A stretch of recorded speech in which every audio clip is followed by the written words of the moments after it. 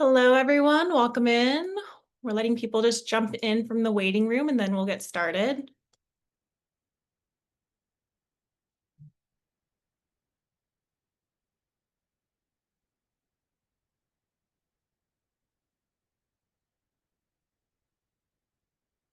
Afternoon to everybody. Glad you're joining us.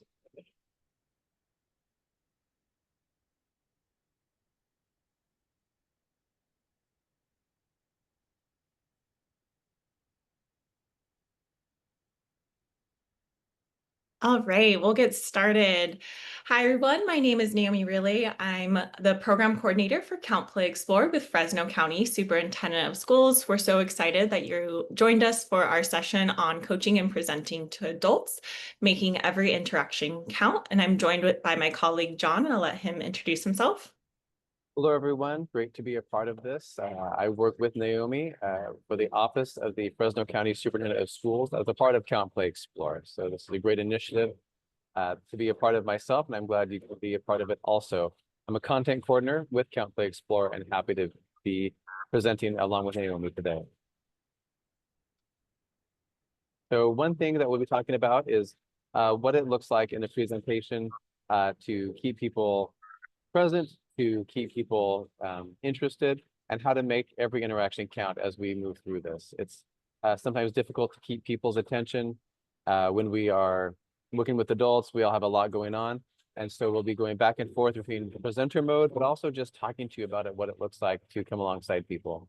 You'll see these green squares on there, and that's an overlay off of a typical slide, just to give you like a hint or a trick about things to keep in mind when you're presenting. And the first one is, if you're not comfortable with using ChatGPT or AI right now, use it for making a good title. So one thing that we did to kick this off, we knew it would be about presenting to adults, but how do we put a good subtitle on there? And the first thing I did was go to ChatGPT and ask for, I'm presenting to adults, but how to give a good presentation. What's a good title? And it gave me one. And then I remembered, ask for more. So then I asked for 15 or 20, and I had a few to choose from. So that's just one thing you can do to get things started and get some assistance of how to do something catchy or interesting. Sometimes you feel creative and sometimes you don't. So like I said, these green squares are the tricks and tips as we're going through all of this. So as we go through this, we can think about how to draw people in. All the slides, almost all the slides that you see will be from various presentations that Naomi and I have used in the past. So when we talk about the critical features of a presentation, you want to be transparent, you want to offer a conversation, and you want to think about ways to engage people. You don't have to have big, huge words on your screen, but it does help to have some pictures in there to draw people's eyes to what's happening. So pictures just make it better. So here's some sample pictures of what we have used in the past. Because we work in a birth to third grade world, we want to have a lot of pictures of students and educators in those places and spaces to draw from. So as you are in classrooms, as you're interacting with different children and educators, take some photos and try and include those with what you're doing to give a sample of what people can start visualizing from their own perspective and moving forward. So Great. We're going to start off with a getting to know you activity. So we want everyone to pick one of these on the screen, and we are going to have you drop it in your answer into the chat. So we'll give you about 30 seconds to pick one of these and think of your answers. Feel free to start typing it in the chat and pressing send.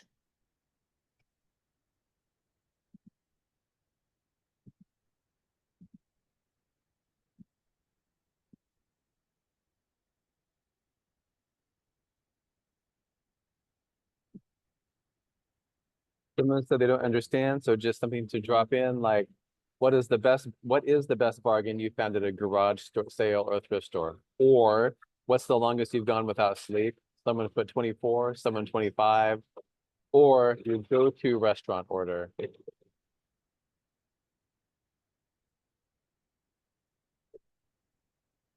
See a lot of 24 hours without sleep. Yes.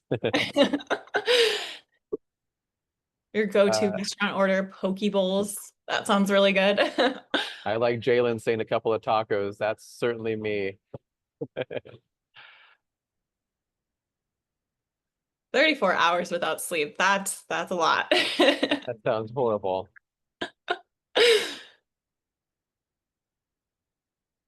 Oh, they live in Vegas. All right, I can see why now. Yes. Go-to restaurant order fish and chips sounds yummy. Anything with a side of fries, I agree with that. Yeah. Ooh, 52. Alrighty, well, thanks for sharing. This is just a great way to just really start the conversation, really getting to know your audience. It really allows you to get a sense of who's in the room, get people to start chatting. And just a really great icebreaker. We really allowed choice by having three different options. Someone could pick one, maybe someone wanted to pick all of them, and maybe they answered a couple different of the prompts in the chat. And then another tip is really making sure that the words are big so people can see them. And so we have there that the text really should be not smaller than size 24. One thing to also keep in mind that I should have mentioned is that we did this presentation a couple of weeks ago in person.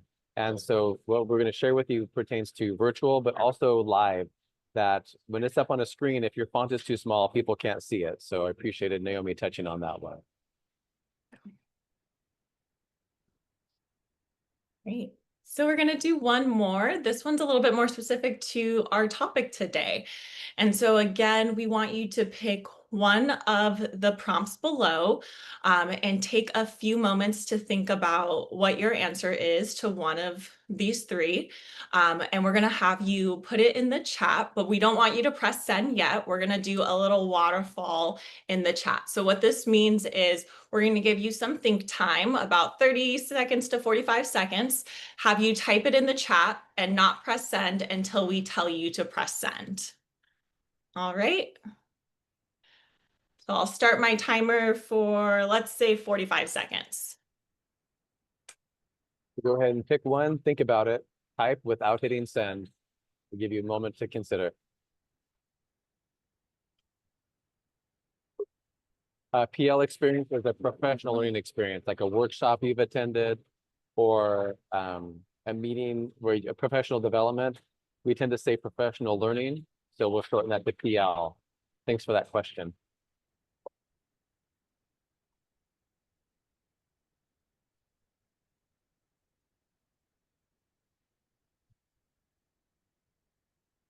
Okay, finish up that thought. We're going to put it in the chat in 5 seconds.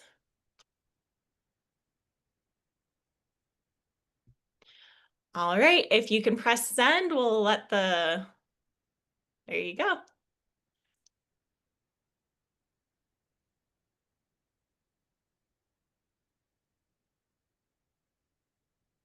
I saw a lot of low numbers. I am seeing a lot of there. numbers. On a scale of 1 to 10, how much do you like Yeah, to sit and listen? Yeah. there's some higher numbers that I'm seeing there. So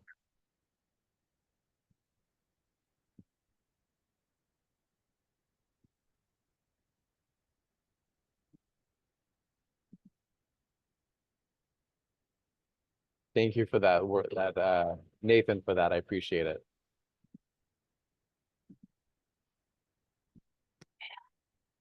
So we want to be thinking about what does good professional learning look like and feel like when you are the person up in front, and how to respect and honor those who are in your audience. And this is to get you in that zone of thinking. We had that first pick one icebreaker, which is an option to do just something fun like that. But there's also the option of doing a second one or just one that is connected to your topic. So you want to be thinking about how do you start drawing people in and focusing them into the reason that they came for that day. So you can see in the green box that an agenda helps people just know what to expect and know what's coming up. That way they're like, I'm not sure what this is all about. I don't know what's going on here. A short agenda gives people that opportunity. You can be as detailed as you want, but overall, this gives kind of a high level view of what to expect from us right now. So you can see from these few bullet points what we'll be looking at: adult learning theory, coaching adult, and what it means to be up in front. And we'll be touching on a little bit on those shorter bullets and what that means. So that's our agenda for you, and also letting you know that it helps to have that agenda right there. And also note, having that picture on the side is something that you can look at when you get bored of hearing somebody speak. All right. So we're gonna, is this me, Naomi, or you? It's you. Okay, so we're gonna talk about adult learning theory right here and what it looks like to jump into this. So one thing, as the difference between pedagogy with children and andragogy with adults is the different points of what we bring to the table. A child brings different things to the table than the adult does. And how do we keep those in mind? Because there are some similarities and some differences as we move forward. So on our next slide, you'll see what we have, these two icons that pop up. And I want to talk about the use of icons, whether you're in person or you're doing something virtual. When we do this in person, we do something called concentric circles, where we have people on an inside circle facing out and an outside circle facing in. And so you're partnered up, so you're facing one other person, but you're making these two concentric circles so we can have topics that come up that you speak to that one person about. And the flamingo is there with an icon to orient you to what we're doing, but also as a reminder to the presenters that when we do this in person, we make people stand on one foot. And we say you can only speak for as long as you can stand on one foot. So that way, if your balance gets off, you're done talking. That helps with equity of voice, giving people a chance to speak who might be a little more introverted.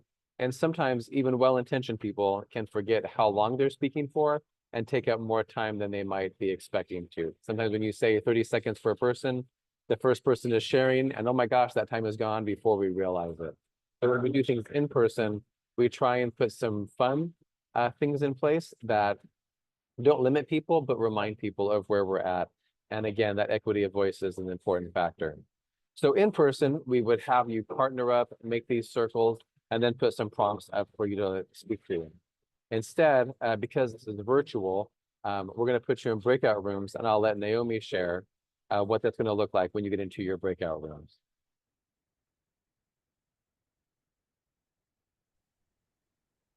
Hey, thanks, John. So I'm going to open up the breakout rooms in just a moment. We have created a separate slide deck. One second. I'll talk while you do that, Naomi. So this separate slide deck has various prompts on there, bullet points, and it has the flamingo icon because if we were live, you'd be on one foot. If you would like to stand on one foot in front of your screen, you can do that. But we're going to put you in breakout rooms of more than two. And those prompts are there for you to have a conversation. So it's just going to be for about 5 minutes in the breakout rooms. You'll pop in with people that you'll meet for the first time. Take a moment to introduce yourself, maybe share like who you are and where you work. And then you can attend to those prompts. Like I said, we'll have about 5 minutes altogether for it, and then we'll draw you back in. Great. So you can find those slides in the resource tab. If you look in your Zoom toolbar, you should be able to see the word resources. If you click that, it's in the links section. It also, I'm dropping the link into the chat in just a second. I see that there's already some people getting on it, so I'm assuming people are able to find that as you're getting there. As I see that number go up, I will open up the breakout rooms in just a second.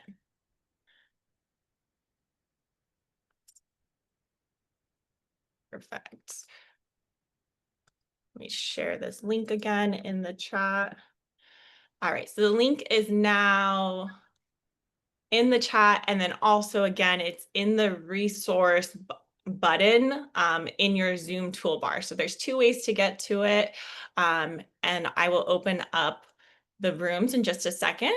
When I open up the rooms, you should get a notification on your screen that asks you to join the room. Make sure you press join. If you don't see that notification, you should see in your Zoom toolbar the breakout rooms icon. And if you click that, you should be able to join your breakout room. All right. So I'm going to open all rooms.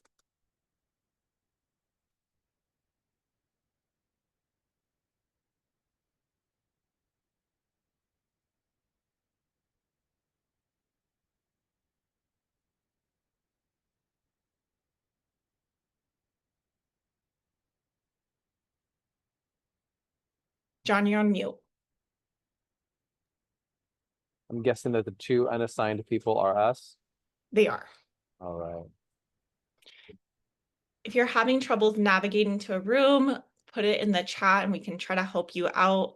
But make sure you click on allow and join that breakout room, or navigate to the breakout room button on your Zoom toolbar.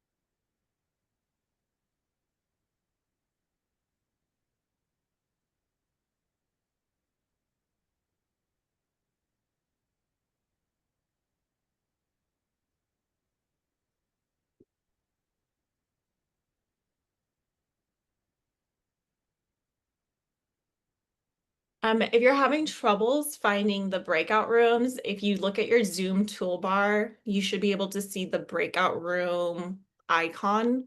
If you click on that, it should ask you to join the breakout room.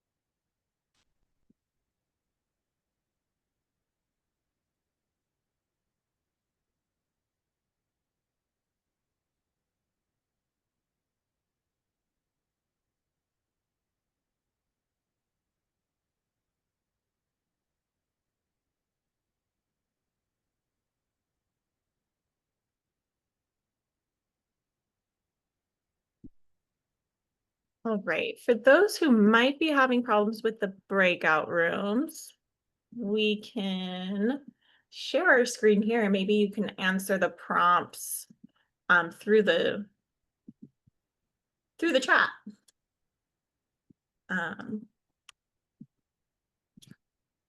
So this is the first prompt, or the first two.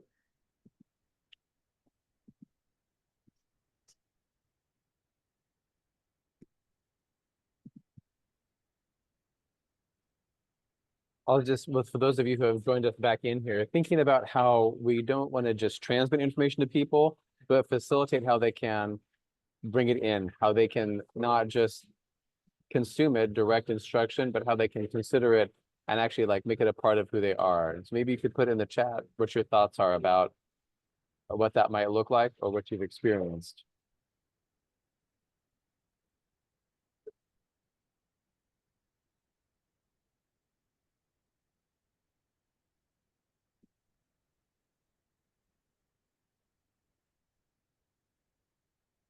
I like that, Lauren, the idea of hands-on pieces that when you're discussing and talking about things, as opposed to just telling people, but giving everyone in that room a chance to just consider it. And sometimes speaking out loud helps us really think about what it means to us.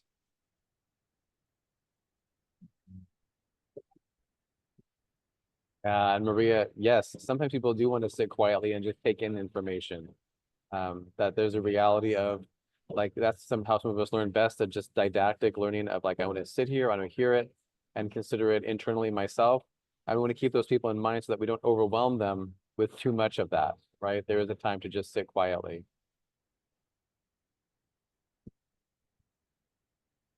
Yeah, thank you, Michelle, for that, connecting that.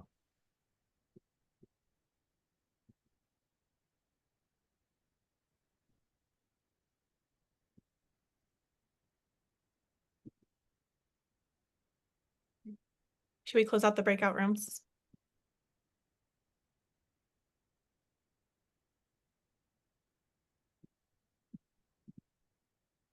John, Say it again.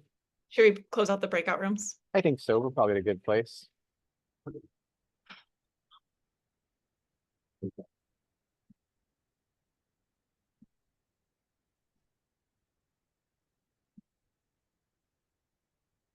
They're getting pulled back in.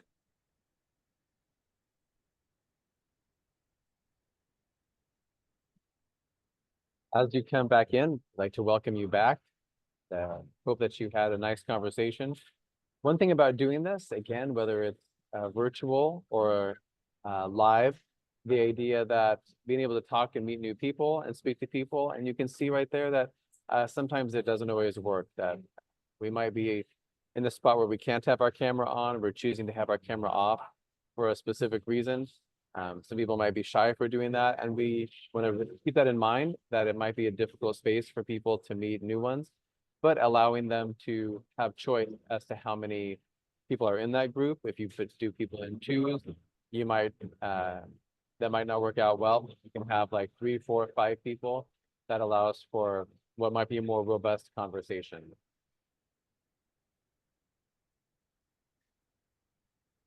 Oh, someone's power just went off in Sacramento. Hopefully they can get back on. All right.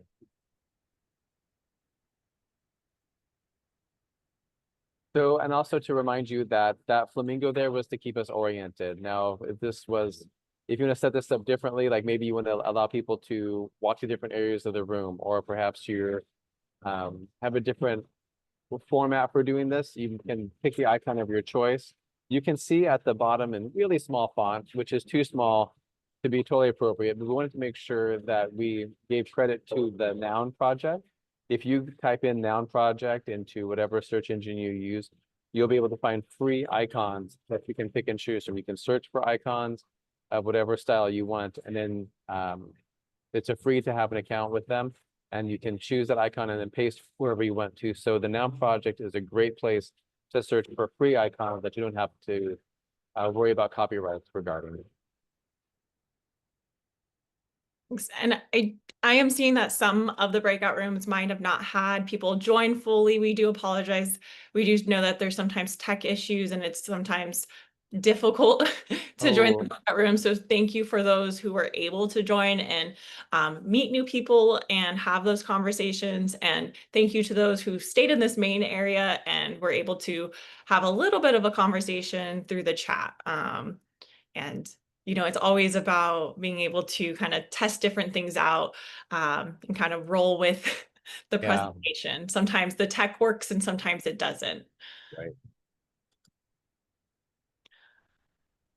All right, so now we'll talk about 3 essential elements in presenting. So one is capture the attention of the audience. keep them attentive and interested, and close the session with recap of important points. So we've just found these three things to be really important while presenting and have made it a point to incorporate these in all of our presentations. And then some of our, tips and tricks on the next slide is, as we've mentioned, keeping pics to keep the audience interested in looking on the screen, and then bolding the line to attract the audience to what we're going to talk about next. So when we do this, we've talked a bit about keeping people's attention, like with the introductory, pick which topic you want to talk about with the yard sale fines or with how long you've been awake. That's one way to get them moving into this. But then also thinking about how to keep them attentive and interested, which one way is through breakout rooms or the movement of the circles. And now we'll talk about another method for doing that. So before we move on, we wanted to do a little notice and wonder. So just take a moment and look at this slide, and feel free to put in the chat what you notice about this slide.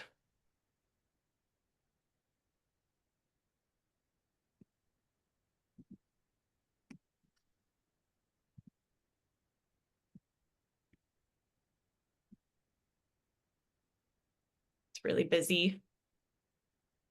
Seems a little random.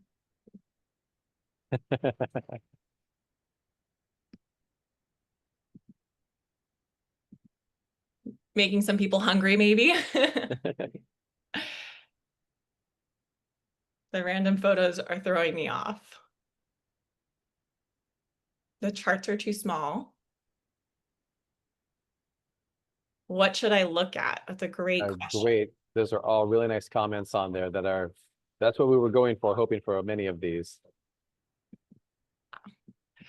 So you're right. There's too many pictures. It is really unfocused. Sometimes we think that this is like a list of ways to keep people engaged into what you're doing. And just because you have a list of ways to keep people engaged does not mean you need to have a picture for everything that goes along with it. One or two data points or photos or graphics is plenty on that page. Otherwise, it becomes overcrowded and no one really knows what they're looking at. So that graham cracker is there because one story that I often talk about with teachers is the first time that your first memory of math. And my first memory of math is when I was in kindergarten and we were getting ready for snack time, and there would be 2 or 3 students who were chosen to, when everyone else was out at recess or break, where we could help set up for a snack, and we were putting out the graham crackers or the napkins and the graham crackers and the milks. This was all in the classroom, and we could have that one-to-one correspondence. Was my first memory of math. So I use that graham cracker photo a lot, but here it gets lost in what it is and doesn't really draw people in. Thank you for recognizing the font right there. So this is a cleaner way to keep people's attention with something like that. Thank you, Jen. I don't know you, but I know that we're friends now.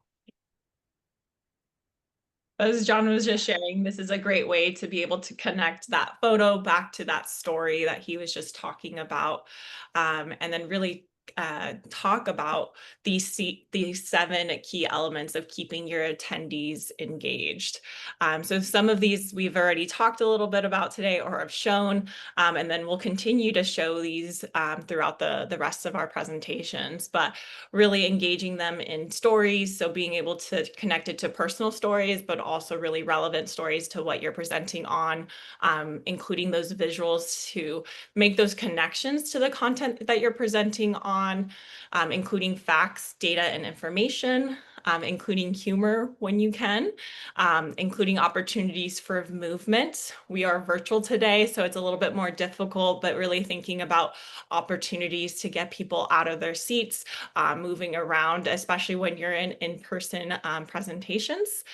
Interactions, so between attendees, between the presenters as well. So we've been able to do that through the chat. We tried to do that a little bit through the breakout rooms. So really finding those ways that the attendees and the presenters can interact and connect with one another. and then making sure that you're reading the audience. And so reacting to them and making sure that you're reacting to their needs and throughout the presentation.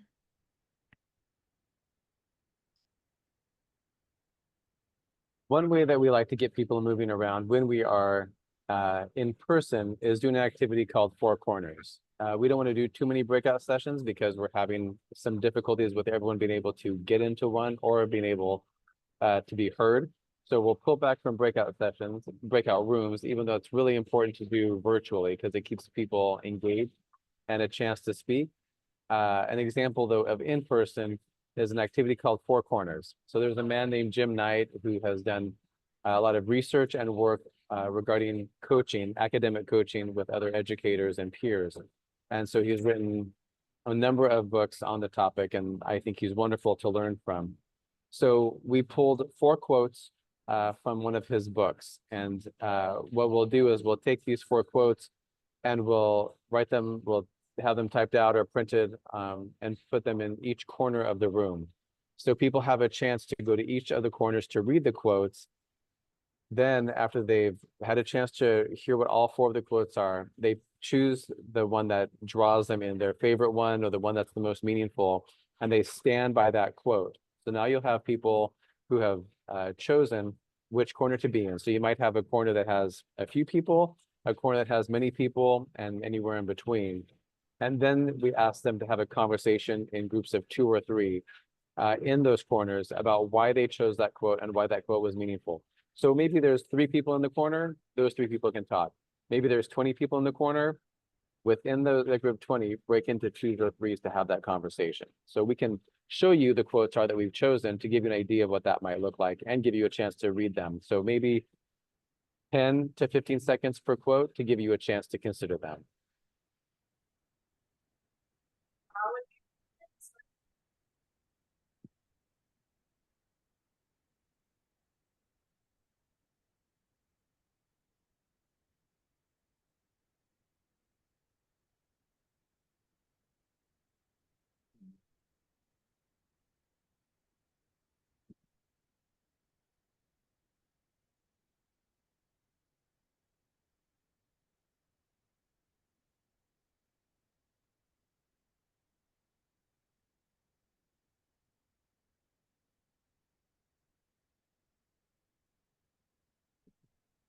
And this is the last one.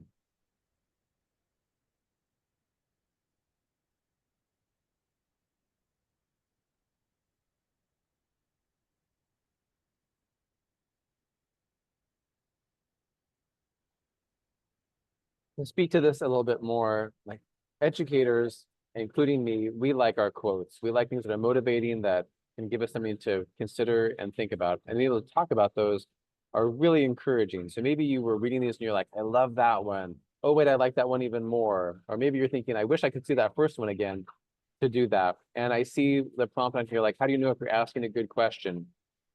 A good question, you don't always know if it's a good one when you ask it, but when you consider that response, like, is it open-ended? If the answer is just yes or no, that's probably not the best question. Sometimes you need yes or no questions. But if you can ask something that requires a full sentence or an explanation or something to be verbalized beyond, like, what do you think about, or tell me about this, or give me your thoughts about that, those tend to be better questions. Open-ended questions really help learn from people and give them the chance to share. And when you consider working with children, we can easily fall into the trap of like, so do you like this? Do you like that? And they'd say yes or no or kind of.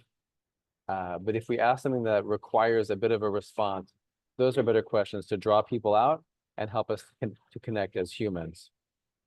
So I appreciate some of you putting in which quotes you like. Obviously 2 and 4 were the big ones so far. I love that. I like when quotes that we've chosen are meaningful to other people. So thank you. Now we're going to talk a little bit or show you an example of how you can use data in your presentations. So we took some slides that we did in a presentation a few years ago that we brought in data to really kick off the presentation. So we did a presentation about UPK and TK, bridging preschool and kindergarten. This slide is showing how is giving that tip of here's an example of what I just said of showing data and drawing people in. And so we did a quick quiz at the beginning of this presentation. And so we'll go through this with you all and you can answer in the chat your thoughts for each question. So the first question is, does math predict later success in reading levels? Yes or no? Feel free to put it in the chat what you think. Boy, if someone says no at this point, they're gonna, oh, Melanie, jumping forward, you go.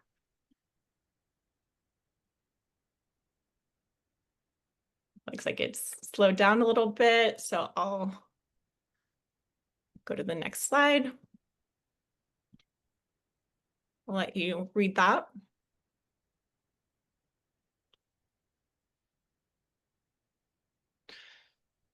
So this is one way that we can show it. So yes, early mathematics skills do do predict later,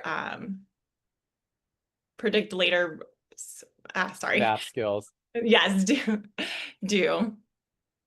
which is fascinating. So a good thing to keep in mind. All right, the next question. What percentage of brain development occurs between birth and age 5? Put what your estimates are, your thoughts in the chat. Seeing a lot of 90%, 85, 80, 75.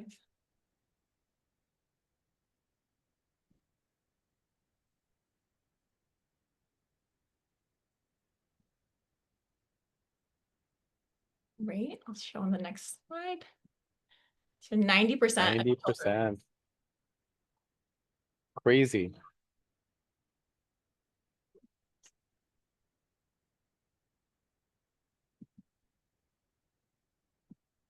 Our next question. What is the return on investment for each child 0 to 5?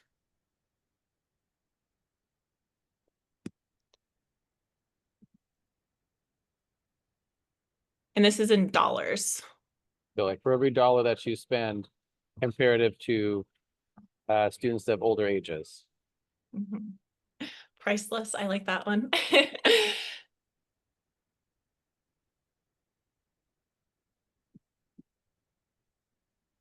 For California, sorry. I think this one's for California specific. Realizing we do have a broader audience today. That's a good question. All right, we'll go to the next slide. So this one does have a couple other data points, but the data point that we're looking at is the highlighted point. So high quality early learning offers one of the highest returns of any public investment, more than $7 for every dollar spent.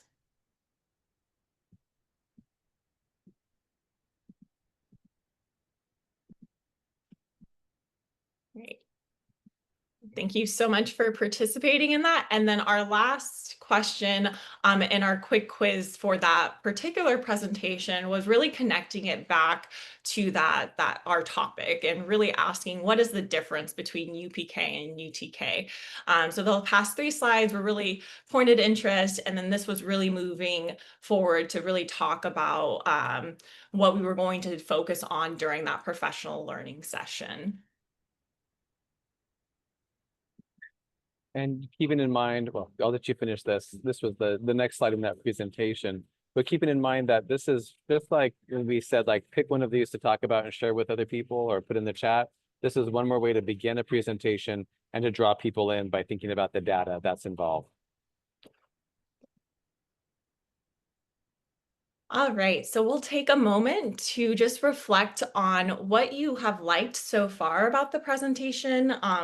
Really just thinking about one of these prompts, you might want to think about this and write it down on your own piece of paper, or you might want to reflect in the chat. But maybe what you've liked so far, what you might actually use in your work moving forward, and maybe something that you wonder about. So maybe take about a minute to do this, and then we'll move forward with our next topic.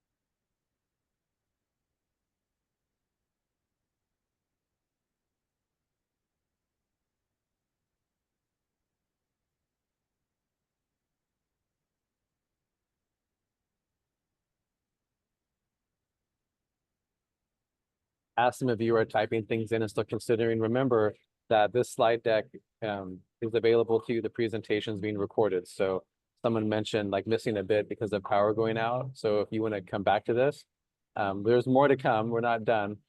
This is just a check-in the middle, but you're able to go back and be reminded of some of these things as you're preparing for something in the future. Icons, Noun Project. The Noun Project is so good. And if you don't have pictures and you want pictures, if you type into a search engine like free photos, there's 3 or 4 sites that have free photos available to you that you can download and use at no cost. It's not always exactly what you're looking for, but you do have some ideas of what to get there.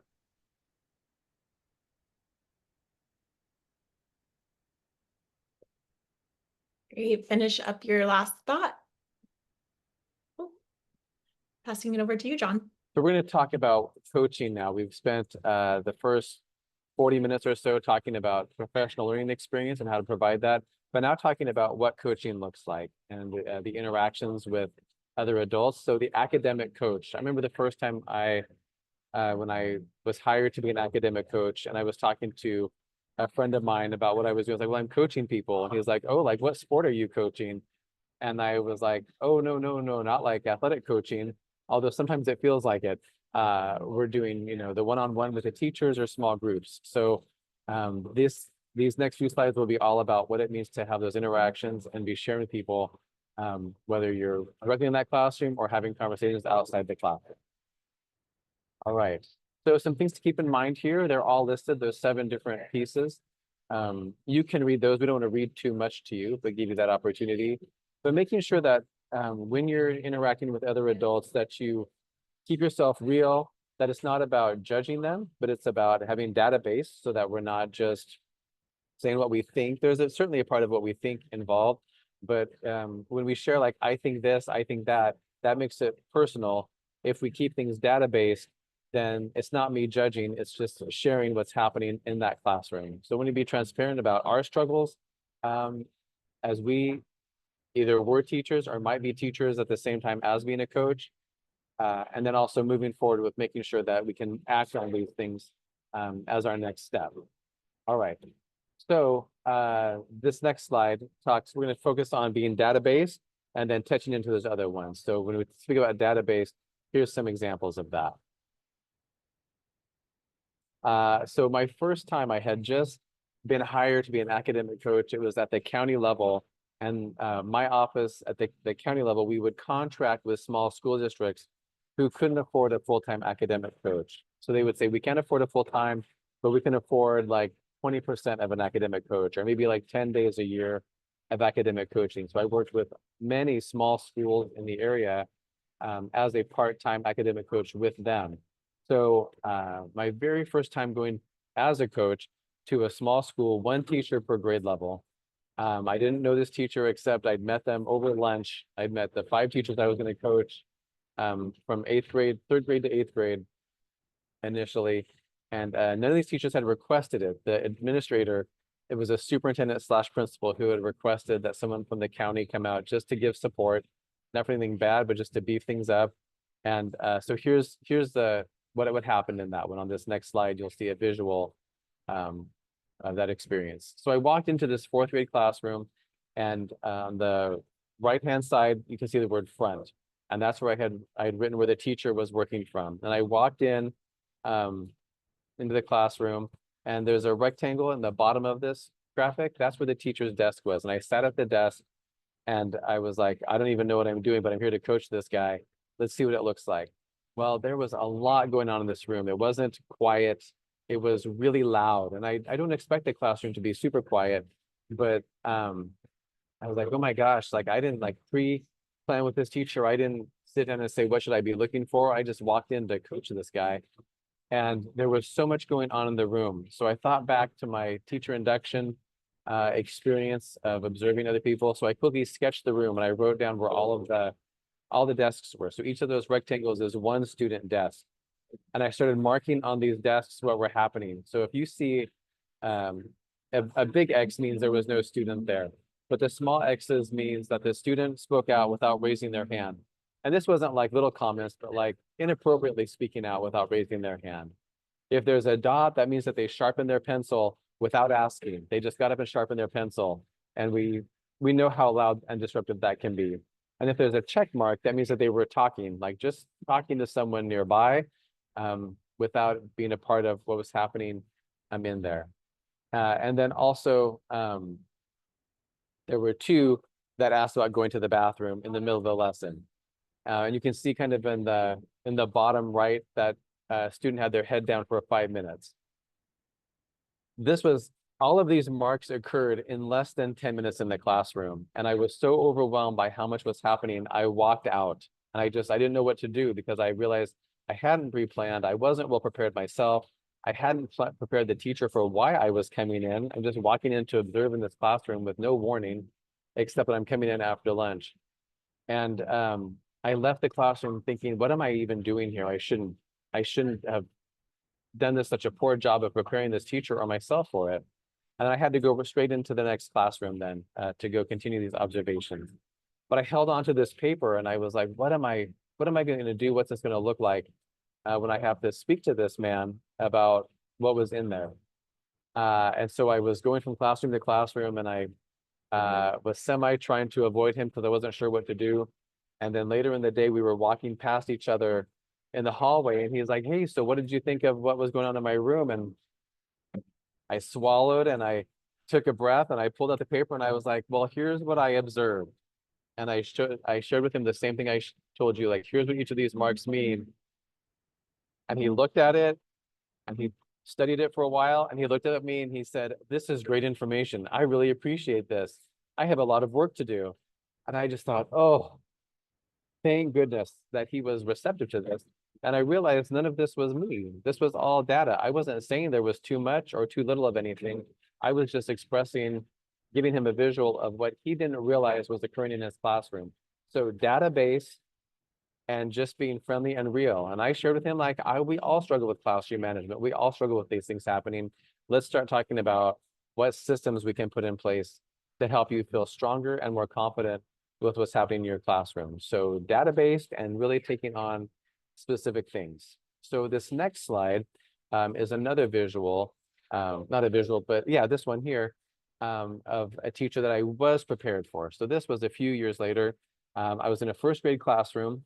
If you look along the bottom, it has the word front quickly written because these are pictures. I try and take pictures of everything before I hand it to the teacher. I want it to be in confidence. I take a picture for myself that I never share with anybody, but this goes to the teacher. The principal gets a broad view of what happening. So I'll share, like, I'm working on X, Y, or Z with each teacher, but I have to maintain confidence. Otherwise that teacher won't trust me and it becomes evaluative. So in this classroom, the door was at the bottom left. The front of the classroom was across the bottom there. And the teacher is where the two kind of circles are right there, just a quick couple of circles of where the teacher was sitting as she was talking through something that was on the screen. And the specific request was, I said, what do you want me to observe for? And she said, I want to know which students I'm calling on. Would you just like mark who am I calling on so I have an idea? Am I being fair and asking all the students what's happening, throughout that lesson? So at the top right, from 12:30 to 12:47 was the lesson. And I just put a check mark for every student that she called on. So there wasn't a lot of there may have been some students that said something without raising their hand, but it wasn't a gross issue with what was happening. And after the 17 minutes, she finished her lesson, but she was still engaging with the students with independent work. So I left the classroom and I met with her after school. So after school, I pulled this out and I was like, here's what you were asking for. What do you think? And she looked at it and she was like, oh gosh, why do you think I did this, John? And I said, well, what do you think? Like, look at where you're sitting and look at where you called on. And do any of you have any idea of why she chose these, eight or nine students repeatedly? Any thoughts on what was happening here?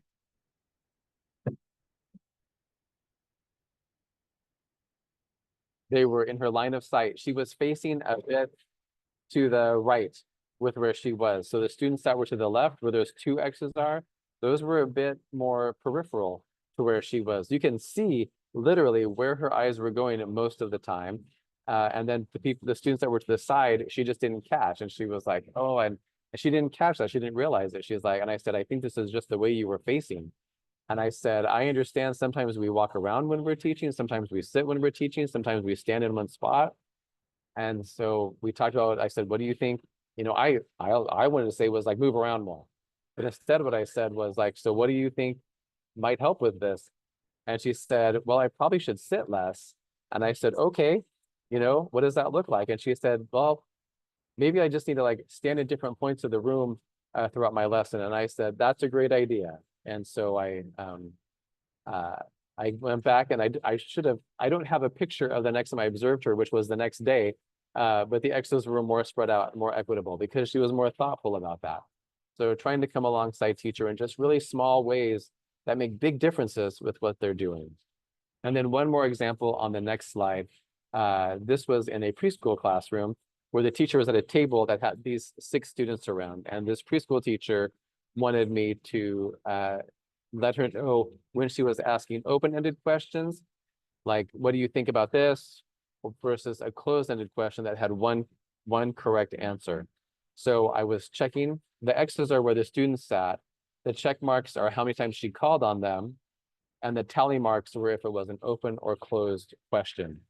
And you can see, like, she called on the kids that were right there to her left and to her right, and then a little bit out further was where she was. And to give her credit, she had the more active students to her left and to her right. And that just happens. And this is a preschool classroom. But again, I could just show like, this is what you asked for, and this is what I marked. There's no judgment. This wasn't my opinion. This is an easy way to start building rapport with the people you're working with and get them thinking about what their classroom looks like that we don't always recognize going into it. So if there are any comments or thoughts about this, you can drop those in the chat right now. We've had a couple that have popped in, 6 or 7, since this began. So any other thoughts about what you saw right here?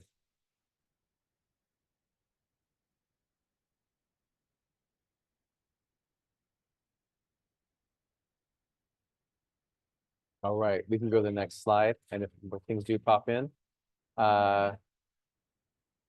thank you, Jose, for that. Yeah, you can't dispute the facts. So now think for a little bit about your thoughts and concerns about coaching people. Just take a moment on your own to think about it. If you want to put more things in the chat, you can.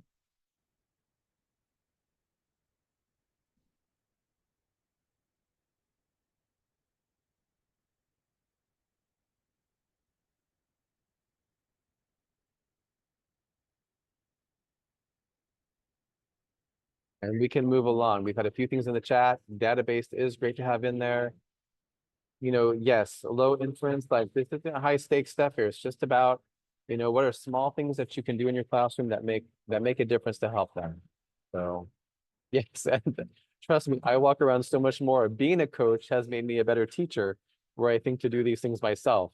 And even as a coach, I try to at least once a year, it doesn't always happen, is have someone follow me as I'm coaching or observe me when I'm giving a presentation to just give me some data points into what I'm doing so I get better also. So how do you reach educators who want to remain in their same patterns of teaching? So there's 2 types of people that you coach, those who ask for it and those who the administrator wants to have coached. And usually if somebody is being told to be coached, it's not just them, but like the whole school or the whole grade level. And so I tend to come in just that same way of like, hey, I'm here to just like observe you, give you some feedback. And I'll typically ask, the first question is like, what would you like me to observe for? And if they shrug their shoulders because they really don't know, I'll say, well, I can observe for open-ended questions. I can observe for who you call on. I can observe for where you stand. And I give them 3, maybe 4 things to choose from, and they can pick one of those or come up with their own. And then we move forward with just that one. And if they don't want to be coached, but it's a forced piece for them, I can at least give them a choice of what to observe for and start giving them some feedback in that manner. So just to say it one more time, I can observe for open-ended questions or closed-ended, who they're calling on, how often they're calling on people, are they calling on people, small things like that. And yes, choice, always trying to give choice, which isn't always easy. So that's years of experience that have helped me come up with those quickly. Okay.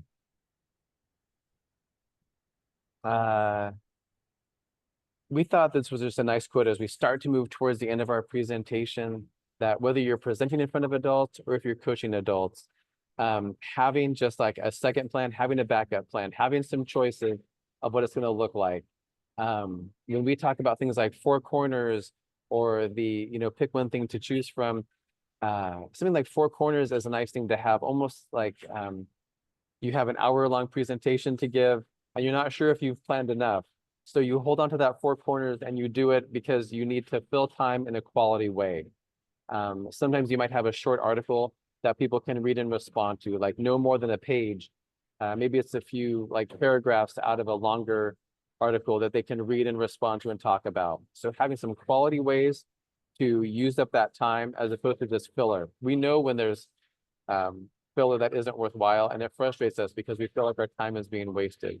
So when we can come up with a quality way, a worthwhile way to get people thinking and talking about that topic, that's a great thing. So I have quotes and I have articles all saved in my drive that I can pull up for different topics, and it's still not enough for certain topics where I need to have just a couple extras just in case I need to go longer with what's happening. But there was one time recently where I thought a presentation was going to be for an hour, and literally like the day of, I found out it was going to be 90 minutes. I needed to add 30 minutes to it. And it took me about 10 or 15 minutes to get my act together. And I had some additional activities to move into there and talk time to get people thinking. So, and that just takes time to develop and learn how to save those. This is the end of our presentation. We do have our contact information. We have two different ways you can show it, so it just depends on how you want to show it in your own presentations. We had it two different fun ways. And then we also have an ending slide just to show you that repeating your presentation at the end is a nice little reminder for your audience to just remind them where they're at. And just kind of end it on a nice note. We do have a couple more minutes in this session, and we want to open it up. If there's any additional questions or thoughts, feel free to use that chat feature or that Q&A feature if you have any questions for us. John, any last thoughts? I'll add in that you have our email contacts, and you're more than welcome to contact us with questions or comments. If we can assist you in any way as you move forward, it's our job to support people across the state of California. If you're outside of California, we can still talk with you and email you to do that. So hopefully we can come alongside you in a worthwhile manner.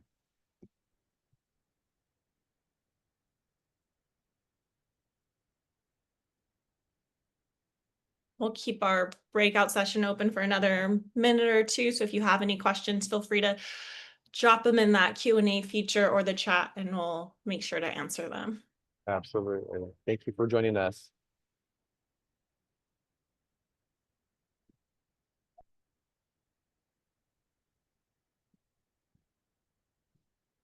For those who are jumping off, there are closing remarks.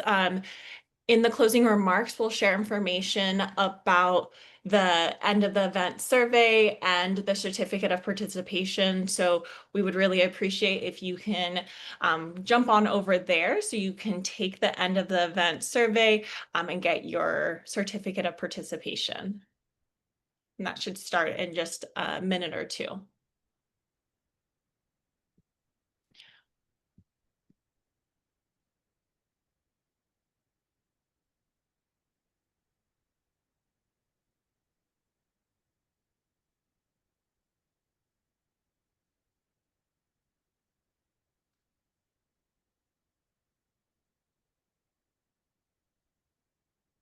This session will not lead you to the survey. You do need to navigate back to the lobby to get to the survey. The survey is in the lobby now, though.